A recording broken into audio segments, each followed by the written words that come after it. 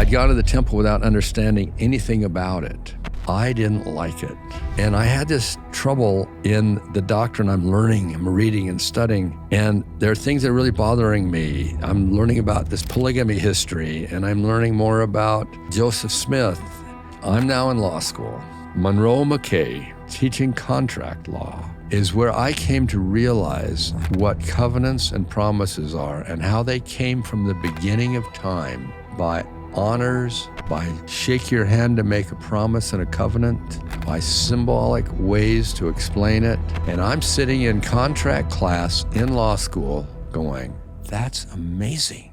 I'm going back to the temple because that's where those principles, the basic foundation of that is what lays the foundation for all the contract law, all this lawyer study about covenants, breaching covenants, hit me in law school with these amazing professors. But they knew so much of the doctrine. He got me over a hurdle that I needed at that moment that got me through something where I was critical and thinking of a little piece of the puzzle and not seeing the big puzzle. So you're saying that the temple ordinances, the endowment, it's not just something Joseph Smith made up or stole from Freemasonry. It's actually rooted in something much more historic, much more from the foundations and beginning of time when God created this planet and the plan and the doctrine of Christ.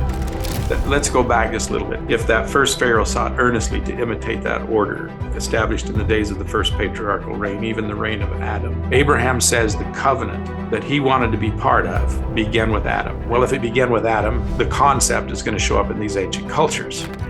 Well, the blessing that's given in this ritual embrace in Egypt that we'll see in every temple, it means to give, bestow, or endow. It says, my beloved, I'm endowing you. And then it says Ankh, which is the symbol or the word for immortality, eternal life. And then it says Jed. Most will translate it stability or endurance. But that stability or endurance has to do with the dynasty. It's having to do with posterity. And then it says Was, which means priesthood power and authority. And then it says Seneb, and Seneb is bodily health. So it says, my beloved, I endow thee and thy posterity with immortality, eternal life, priesthood power, and eternal health. And that's what's being said in every ritual embrace. So they are earnestly imitating that covenant that Adam received. And you can see this in the very first blessing that Adam gets.